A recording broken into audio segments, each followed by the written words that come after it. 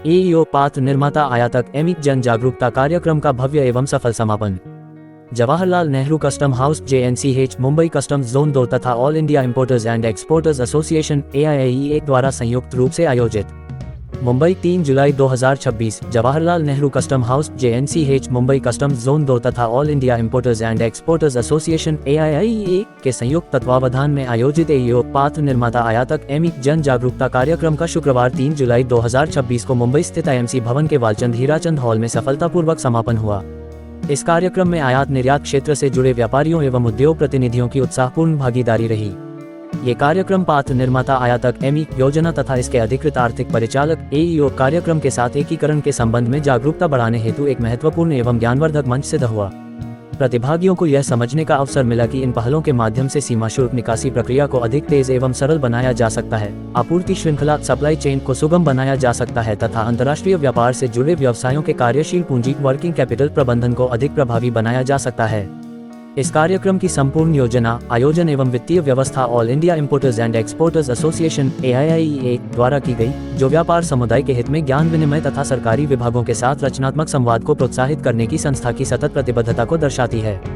कार्यक्रम में प्रतिष्ठित वक्ताओं के एक विशिष्ट पैनल ने भाग लिया, जिन्होंने एमई एवं एईओ कार्यक्रमों के क्रियान्वयन, प्रक्रियाओं तथा लाभों पर अपने व्यवहारिक अनुभव एवं महत्वपूर्ण मार्गदर्शन साझा किए। श्री जयंत एल लापसिया, अध्यक्ष all India liquid bulk importers and exporters association, जिन्होंने कार्यक्रम की मेजबानी करते हुए सभी प्रतिभागियों का स्वागत किया। श्री पंकज वोरा, अध्यक्ष AIIEA, जिनके नेतृत्व एवं दूरदर्शी दृष्टिकोण के कारण व्यापार सुविधा एवं उद्योग जागरूकता से संबंधित अनेक महत्वपूर्ण पहलें निरंतर आगे बढ़ रही हैं। श्री रवनीत सिंह खुराना, आयुक्त कमिश्नर सीमा शुल्क नहावा शेवा 2 मुंबई कस्टम्स जोन 2, जिन्होंने मुख्य अतिथि के रूप में कार्यक्रम की शोभा बढ़ाई। अपने संबोधन में उन्होंने एमई एवं एईओ योजनाओं से संबंधित नीतिगत, नियामकीय तथा क्रियान्वयन संबंधी महत्वपूर्ण पहलुओं पर विस्तार से प्रकाश डाला। उन्होंने प्रश्नोत्तर सत्र के दौरान प्रतिभागियों के अनेक प्रश्नों का धैर्यपूर्वक एवं विस्तारपूर्वक उत्तर भी दिया। श्री शुभ अग्रवाल, संयुक्त आयुक्त जवाहरलाल नेहरू कस्टम हाउस तथा अन्य वरिष्ठ सीमा शुल्क अधिकारियों ने एमई एवं एईओ कार्यक्रमों की प्रक्रियाओं तथा उनके परिचालन संबंधी लाभों पर विस्तृत एवं उपयोगी प्रस्तुति दी। श्री टिमोथी बोचू, उपाध्यक्ष AIIEA, जिन्होंने सीमा शुल्क प्रक्रियाओं एवं व्यापार सुविधा से संबंधित नवीनतम परिवर्तनों की जानकारी सदस्यों तक पहुंचाने हेतु एसोसिएशन की निरंतर प्रतिबद्धता को दोहराया। विशेष वर्चुअल संबोधन। कार्यक्रम का एक प्रमुख आकर्षण नई दिल्ली से अंतर्राष्ट्रीय सीमा शुल्क निदेशालय के एक वरिष्ठ अधिकारी द्वारा दिया गया वर्चुअल प्रस्तुतिकरण रहा। उन्होंने ऑनलाइन माध्यम से प्रतिभागियों को संबोधित करते हुए EMI ढांचे के राष्ट्रीय महत्व पर अपने विचार साझा किए। इस प्रस्तुति को उपस्थित प्रतिभागियों ने अत्यंत सराहा तथा इससे कार्यक्रम की चर्चाओं को महत्वपूर्ण दिशा मिली। इस जन जागरूकता कार्यक्रम में आयातकों, निर्यातकों, कस्टम्स ब्रोकर्स, लॉजिस्टिक्स विशेषज्ञों, उद्योग प्रतिनिधियों तथा वरिष्ठ सीमा शुल्क अधिकारियों की उल्लेखनीय उपस्थिति रही। कार्यक्रम का प्रश्नोत्तर सत्र इसकी प्रमुख विशेषताओं में से एक रहा। प्रतिभागियों ने अनेक व्यवहारिक एवं नीतिगत प्रश्न उठाए, जिनका श्री रवनीत सिंह खुराना, आयुक्त नहावा शेवा 2 तथा उपस्थित सीमा शुल्क अधिकारियों ने विस्तृत एवं संतोषजनक उत्तर प्रदान किया।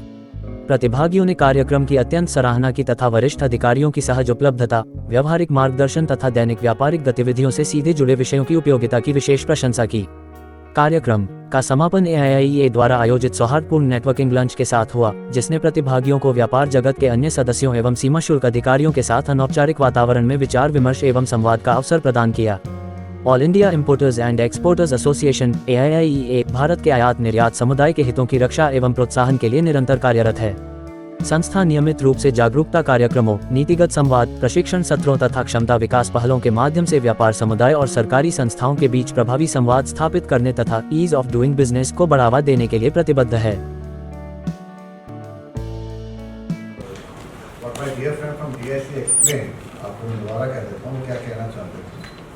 अगर आप पढ़ेंगे तो उन्होंने लिखा था EMI एलिजिबल मैन्युफैक्चरर इनकम।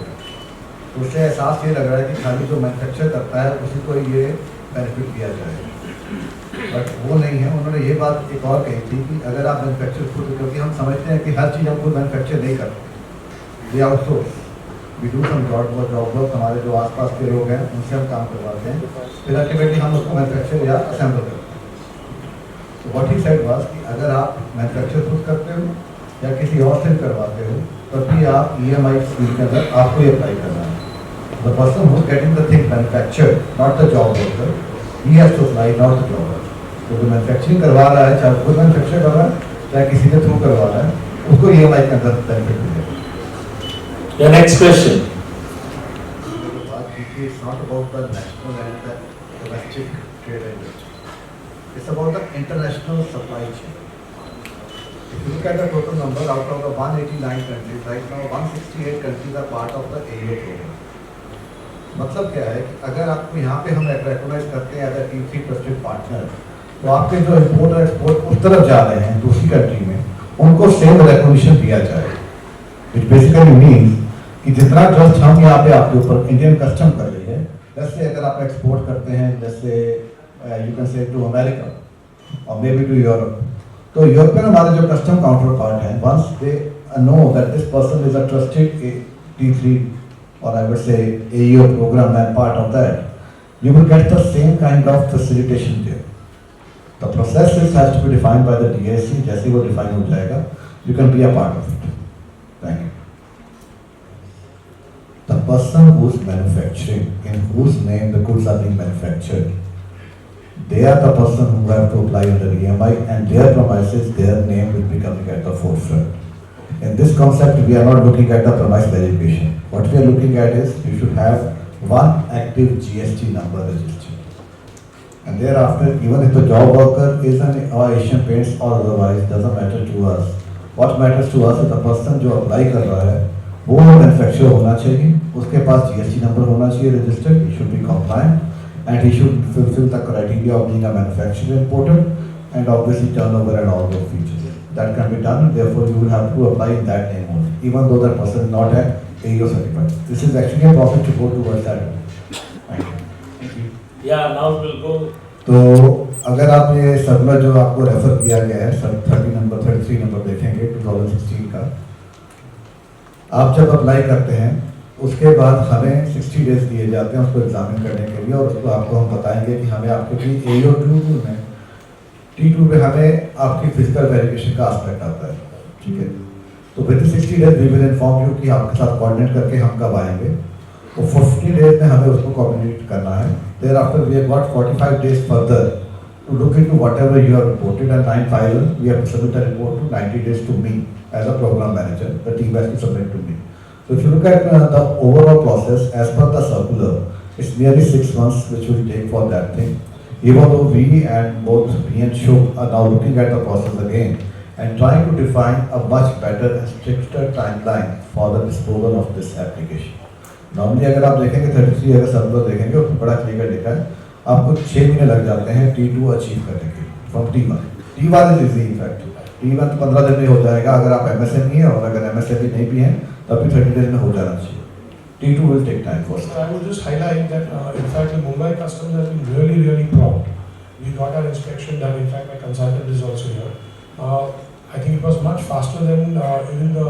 अगर MSME है तो 2 साल के लिए रन करेंगे. दूसरा, आपके पास इंपोर्ट एक्सपोर्ट के जो भी आपने डॉक्यूमेंट सबमिट किए हैं लास्ट 1 ईयर में, अगर आप MSME नहीं है तो 25 होने चाहिए, वो तैयार रखिए. तीसरा, आपके पास अपनी फाइनेंशियल सॉल्वेंसी के लिए अपना सर्टिफिकेट होना चाहिए कि मैं फाइनेंशियल सॉल्वेंट हूँ या लास्ट ईयर की बैलेंस शीट हो. चौथा, आपके पास आपका GST रजिस्ट्रेशन होना चाहिए जिसपे आप बता सकें कि मैं GST रजिस्ट्रेशन हूँ. पर उस पर प्लीज़ ध्यान रखिएगा, GST रजिस्ट्रेशन वो बताइएगा जहाँ पे आपके GST रजिस्ट्रेशन में आपको मैन्युफैक्चरर डिक्लेयर किया गया है. पाँचवा, आपकी लास्ट जो कॉम्प्लायंस है GST रिटर्न्स और आपके कस्टम्स की, दैट शुड बी. सर एक और क्वेश्चन है, ऑनलाइन तो एप्लीकेशन हम कर देंगे, बट अगर फिजिकल डॉक्यूमेंट सबमिट करना है तो can be approach JNCH directly, because India Cement registered office in Chennai, UltraTech is a subsidiary of that company, so can as a importer we can submit this document to JNCH. देखिए, ऐसा है कि ना मैं आपका चेहरा ना आप मेरा चेहरा देखना चाहते हैं, क्योंकि हम देखने दोनों चाहते हैं कि एक दूसरे का चेहरा ना देखे. That's the whole purpose of electronic process. अब आप कहते हैं कि फिजिकल करना चाहते हैं, फिजिकल करेंगे तो कल को फिर आप कहेंगे सर ये बंदा हमें हरास करता है, तो that is the basic promises which we are avoiding. इसलिए अभी जो प्रोसेस है वो कम्प्लीटली इलेक्ट्रॉनिक है. We don't want any physical interface between the client and the customer. So my submission is कि आप प्लीज उसको इलेक्ट्रॉनिकली सबमिट करिए. Thank you, thank you. Screenshot है कि आपका टेक्निकल इशू की वजह से आपने पेमेंट नहीं कर पाए हैं, तब तो आपको हमें डेफिनेटली वो रिकॉर्ड पे लेके आना चाहिए और हमें बताना चाहिए. Then we will not disallow such kind of revoking of the facility. Otherwise this is a policy issue to be taken by the government, what kind of time period they want to envisage for that. आपका जो suggestion है हम बिल्कुल note कर सकते हैं, और otherwise अगर टेक्निकल इशू की वजह से नहीं हुआ है then you should bring it on record and please keep the screenshot of the concern. That will help you in facilitating the entire transaction. Thank you, sir. ये जो हमारे सबकी होप यही है कि जब एक सिंगल विंडो क्लियरेंस का मतलब ये होना चाहिए कि इंपोर्टर को at one point of time immediately clearance मिलना चाहिए सारी authorities. That's why the whole programme of SWIFT has been developed. SWIFT हमने एनपीसार यही किया था कि पीजीए जो हमारे हैं पार्टिसिपेटिंग गवर्नमेंट एजेंसी जो हैं वो हमारे साथ आएँ, कस्टम के साथ ही हम क्लियरेंस दें ताकि आपको जल्दी क्लियरेंस मिल सके। In fact this is a very good suggestion, we can look into this thing कि क्या एईओ प्रोग्राम में पीजीए को पार्टनर जो पहले हमारे साथ हैं उनको भी हम पार्टनर बना के बता पाएँ कि ये इंपोर्टर्स हमारे ट्रस्टवर्दी हैं, आप भी इनको एक बार ट्रस्ट पे देख लीजिए, और अगर आप इनको ठीक पहचान पाते हैं then they should get the same kind of benefit from us what we are getting from us, they can get from the concerned agency. That We would love to take it as a suggestion. Thank you for this. Thank you, wonderful suggestion. मैं ना आपका जवाब जो line आपने पूछी उसका एक ही line पहले बोलूँगा। कैनेडी साहब ने ये कहा था, जॉन एफ कैनेडी साहब ने, कि ये मत पूछो कि देश आपके लिए क्या कर सकता है, ये पूछो कि आप देश के लिए क्या कर सकते हैं। तो मेरा पहला जवाब तो आपके लिए है कि आपने ये जो कहा बिल्कुल सही कहा कि अगर हम किसी को रिकॉग्नाइज कर रहे हैं ट्रस्टेड पार्टनर तो उसको उतना ही फैसिलिटी देना चाहिए जो हम अपने ट्रस्टेड पार्टनर को देना चाहते हैं। बट द सेम टाइम मैं ये कहूँगा कि मुझे ये नहीं लगता कि मुझे खाली एईओ प्रोग्राम मैनेजर के लिए या एईओ प्रोग्राम जो सर्टिफाइड है उनके लिए, मुझे लगता है कि जो हर इंपोर्टर एक्सपोर्टर वहाँ पे कस्टम हाउस में हमारे साथ काम करता है उसको लॉन्च फैसिलिटी मिलनी चाहिए, नॉट जस्ट एईओ। पहली बात तो ये, तो मेरा ये पक्का कोशिश रहेगी कि जब तक हम कस्टम हाउस में हैं, मेरा जब तक कार्यकाल है, I will try my best to provide such kind of facility and we will try to envisage such kind of building. Unfortunately अभी जो है हमारी साथ वाली बिल्डिंग तैयार हो रही है, जैसे ही वो तैयार हो जाती है आपको मैं पक्का आश्वासन देता हूँ कि हर इंपोर्टर एक्सपोर्टर के लिए, not only for the AEO, हम एक सेपरेट लॉन्च क्रिएट करेंगे जहाँ पे आप इंतज़ार कर सकते हैं जब तक आपके डॉक्यूमेंट्स क्लियर नहीं होते। सेकेंड थिंग जो आपने कही वो इम्पॉर्टेंट है और मुझे समझ आता है, बट आप ये देखिए कि अगर हम जैसे ही एक प्रोग्राम के अंदर अलग अलग प्रोडक्ट्स के लिए अलग अलग प्रोविजन डालना शुरू करते हैं तो प्रोग्राम और कॉम्प्लिकेटेड होता जाता है। इसको समझिए, कल को आपकी ये डिमांड है, कल को जैसे इन्होंने अभी कहा कि मेरे फूड प्रोडक्ट्स हैं, फूड प्रोडक्ट्स में मुझे क्वारंटाइन चेक करना पड़ता है, प्लांट के पास जाना पड़ता है, फसाई के पास जाना पड़ता है, maybe they will also get the same issue. So जैसे ही हम ये इस लाइन पे चलते हैं प्रोडक्ट वाइज अगर हम जाना शुरू करेंगे तो obviously there will be different यास्टिक्स। तो अभी जो हमने अप्लाई किया है वो एक सिंपल यास्टिक अप्लाई किया है कि अगर आप इंपोर्ट करते हैं, आपकी बिल ऑफ एंट्री फाइल होती है, आप उसको 30 डेज के अंदर हमें बाद में जाके ड्यूटी पे करेंगे।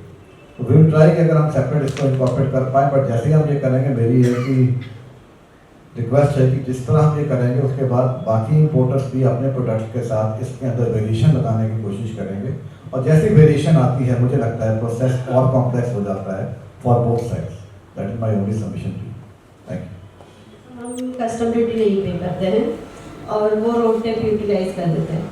अभी कस्टम ड्यूटी प्लस अगर कुछ अमाउंट रह जाता है उसमें हम ये जो अगर इसमें जाते हैं ईएमआई में तो वो दोनों क्लब हो सकता है। इनफैक्ट अगर आप सब लोग देखेंगे ऐसी कोई रिस्ट्रिक्शन मुझे दिख नहीं रही है। तो आप एक बार उसको चेक कर लें, मैं भी दोबारा चेक कर लूँगा, my team will also check it. जब मैंने सब लोग पढ़ा था उसमें कोई ऐसी रिस्ट्रिक्शन नहीं लग रही है कि आप इन दोनों को मर्ज नहीं कर सकते, क्योंकि RODTEP ultimately is a form of payment of discharge of tax, और हम जो कह रहे हैं कि आपको डिस्चार्ज ऑफ टैक्स का जो टाइम पीरियड है खाली वो हम एक्सटेंड कर रहे हैं 30th के बाद का। उसमें हम ये नहीं कह रहे हैं कि आप एडवांस ऑब्जर्वेशन या कोई और लाइसेंस नहीं यूज़ कर सकते, बट फिर भी हम एक बार चेक कर लेंगे मैम, और अगर ये लगा क्लैरिटी होगी तो you can contact my team and they will in fact verify you by today evening for this also. They'll be here only for 2 days. You can just discuss with them. Thank you. विश्वास नहीं करेंगे। So what I mean to say is that we trust the entity. When I say entity, it means that all the registration which you have, even for separate places at separate point of time, with separate different GST registration. For example, in GST, let's say I'm State Bank of India. Now, for the purpose of business, I'm registered in 29 states. But when I'm looking at an EMI, or let's say I'm looking at SBI might not be a good example because it's a service provider. Let's say some other company is there, which is a manufacturer. और वो अगर 29 states में registered है जब वो EMI में आएगी तो हम उस एंटिटी को देख रहे हैं, क्योंकि हम IC कोड को देख रहे हैं। हम GST नंबर तो इसलिए कह रहे हैं क्योंकि आपके पास एक GST नंबर होना चाहिए जो एक्टिव होना चाहिए, और जिसमें आपके पास मैन्युफैक्चरिंग का आपने क्लेम किया कि मैं मैन्युफैक्चरर था। तो जब आप ऐसे डिफरेंट मैन्युफैक्चरिंग कैपेसिटी लेके या डिफरेंट मैन्युफैक्चरिंग बेसिस पे बैठे हैं, उससे आपका जो भी हमें कोई दायरा फर्क नहीं पड़ेगा, हमें खाली उस एंटिटी को देखना है। जब वो एंटिटी हमारे पे अप्लाई करेगी, we will give them the benefit, doesn't matter उसकी कितनी बड़ी manufacturing units. So they have to not apply separately, just one entity has to apply. Thank you, sir. आपने देखा होगा काफ़ी चीज़ें अब ऑटोमेट हो गई हैं, काफ़ी चीज़ें ऑटोमेशन पे आ चुकी हैं। मैं आपको एक एग्जांपल देता हूँ जो एनीडोट है, just sharing with you for 2 minutes the patient here out. I was in the GST policy wing working there as a director, and before Diwali 2-3 days back somebody called me up. I said कि sir आपने ना मेरा एक GST return late हो गया, ठीक है। तो मैंने कहा जी फिर उसकी लेट फीस होती है। तो कहा सर हमने लेट फी आपने माफ़ कर दी। मैं कहा बढ़िया, फिर आपको अगर मैं लेट फी माफ़ कर दी तो वेरी गुड थी। कैसा, लेकिन आपने माफ़ कर दी, सिस्टम माफ़ नहीं कर रहा। सिस्टम कहता है कि पहले फीस भरो और अगले महीने मेरे से रिफंड ले। तो उसने फिर आगे कहा कि सर धनतेरस आ रहा है, मुझे अपने बच्चे को साइकिल लेके देना है और वो 5,000 का साइकिल, और यही 5,000 आप मेरे से फीस मांग रहे हैं और मेरे को आप बाद में रिफंड देंगे, तो अब मैं बताइए क्या करूँ। At that point of time I realise कि जितना हम ऑटोमेशन की तरफ जाते हैं, अगर ये सिस्टम ऑटोमेटिक ना होता, रवनीत खुराना वहाँ पे डिप्टी कमिश्नर होता, उसके पास अथॉरिटी होती कि लेट फीस को माफ़ करनी है, ऑलरेडी सर्कुलर निकल चुका है, मैं उसी टाइम पे डिसीजन लेकर उसको लेट फीस माफ़ करके उसको कहता कि आपको भरने की जरूरत नहीं है, रिटर्न फाइल करें। I totally agree with you that we are moving towards automation. We are moving towards the fact कि जैसे आप देखेंगे auto out of charge, auto registration हमने कभी सोचा नहीं था, अब ये हो रहा है। मेरे इनफैक्ट यहाँ पे ही पिछले 5-6 दिनों में 15 एग्जाम्पल आए हैं जहाँ पे ये ऑटो आउट ऑफ चार्ज हुआ है, ऑटो रजिस्ट्रेशन हुआ है। तो what I will say, we are definitely moving towards that. But at the same time, some processes are not amenable to that kind of automation. एक तो ये तरीका। दूसरा ये कि जहाँ पे भी आप ऑटोमेट कर देते हैं, I still believe there should be an element for human to intervene at some point of time to give, और to at least flexibility should be there और मैनेवरेबिलिटी शुड बी देयर, ताकि कल को अगर हम कहें कि, आपको एक और एग्जांपल देता हूँ, अभी आप सबने शायद experience has certain limitation which must be taken into account before embarking on such kind of thing. Definitely we love to go there. Thank you. Thank All India Importer and Exporter Association for giving us this opportunity to be a part of this AEO program, and also to ensure that people understand the EMI scheme and the AEO program is for the benefit of both the stakeholders. We want to be a part of this program so that people who are the actual builders of this entire country become a trusted partners for the customs and give them the benefit which they require for making the Bharat a Viksit Bharat. Thank you. Sir बहुत सारे question answer हुए हैं जो EMI को लेके, जो आप आज इवेंट्स में कर रहे हैं उसके बारे में हिंदी में मैसेज है। आज लोगों ने हमारे साथ वार्तालाप किया और कुछ बातें डिस्कस की हैं जो कि EMI स्कीम और AEO स्कीम के बारे में है। मैं ये दोबारा बताना चाहता था उनको कि ये EMI स्कीम और AEO स्कीम उनके फ़ायदे के लिए है, ताकि उनका जो सिस्टम है इंटरनल अपना वो बेहतर हो सके और उनको ये बेनिफिट मिल सके कि जो ड्यूटी जो पे करते हैं कस्टम की, वो महीने के एंड में जाकर वो कस्टम को पे कर पाएँ, जिससे उनके फ़ायदे दो रहेंगे। एक तो उनके वर्किंग कैपिटल कम होता है, दूसरा वो हमारे ट्रस्टेड पार्टनर्स बनते हैं, जिससे हम दोनों की ज़िंदगी सफल हो सकती है और सुखद हो सकती है।